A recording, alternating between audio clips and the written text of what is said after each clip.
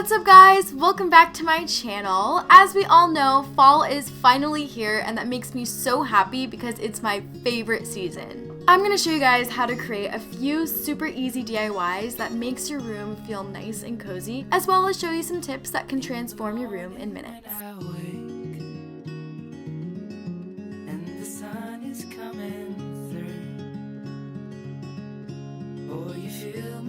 Adding pillows is a simple way to give your room a fall touch.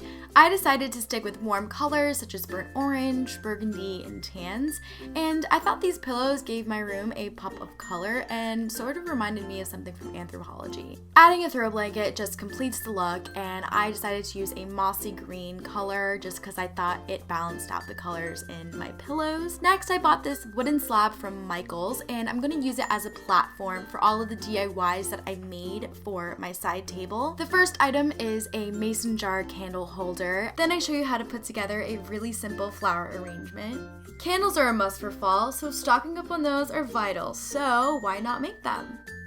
And finally, my favorite piece that I made is this Pinecone Garland that totally looks like something from Urban Outfitters.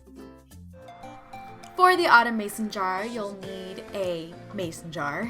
Fake or real leaves, whichever you prefer. I decided to use fake ones, and the best tool ever, the hot glue gun. I'm wiping the jar with rubbing alcohol to remove any dust or smudge marks so the glue can stick to it more easily.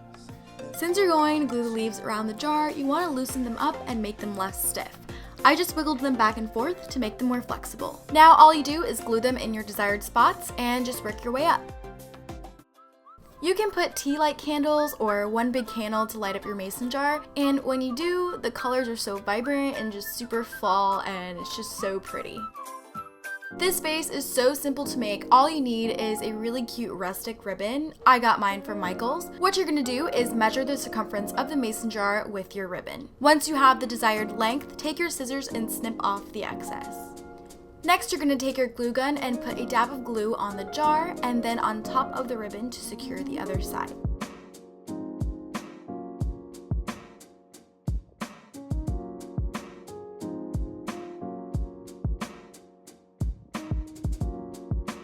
This just makes the mason jar look so much better and gives it a different feel. Now you can put your favorite fall arrangements in your new rustic vase and it's complete.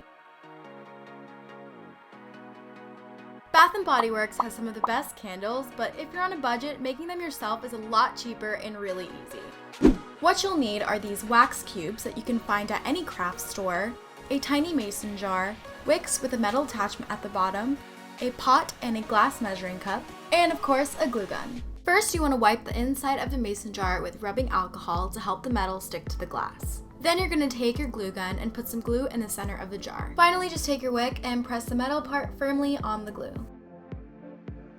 To make sure that the wick stays straight up, take a chopstick or a pencil and wrap the wick around it for support.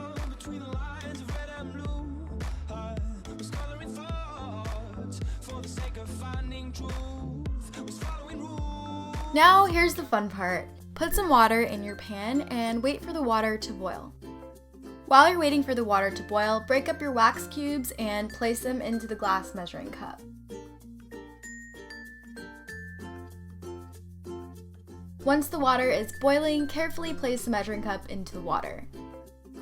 Wait for the wax to melt down. It should take about 8 minutes. As soon as the wax is completely melted, go ahead and pour the wax into your mason jar. It takes about 20 minutes for the wax to dry, depending on how much wax you melted. Once it's dry, take a pair of scissors and snip the excess wick off, and then you have a candle. So I saved the best for last. This pinecone garland is everything. You'll need pine cones, hemp string, and wooden beads. You want to measure out 2 arm widths for the string. This really depends on how wide your window is or whatever area you want to drape your garland. So for me, 2 arm widths were perfect. So I'm totally struggling on how to show you guys to measure this, but all you do is just open your arms as wide as you can, and that is 1 arm width. Next, you want to fold the string in half and mark where the center is.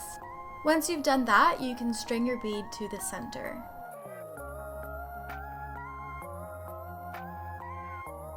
To secure the bead so it doesn't move around, tie about 3 knots on either side of the bead. I honestly suck at tying knots, so this part was really hard for me, but don't give up because it's gonna look really cute in the end.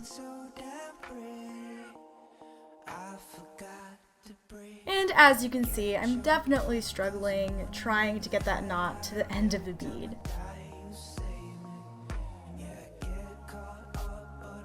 So about 10 minutes later, I finally get the first bead down, but I have faith in you guys. Next, you're gonna tie your pine cones, and the easiest way I found to do this is to make the loop for the knot first, and then you're gonna put the pine cone top nub thing through the loop and then tie your knot. This part was definitely a lot easier for me than the beads, and yeah, pretty simple. Keep in mind that you want to do every other pine cone and bead to have a pattern, and also you want to leave a little extra length at the end of the garland so you can tie it on whatever object you want to tie it on.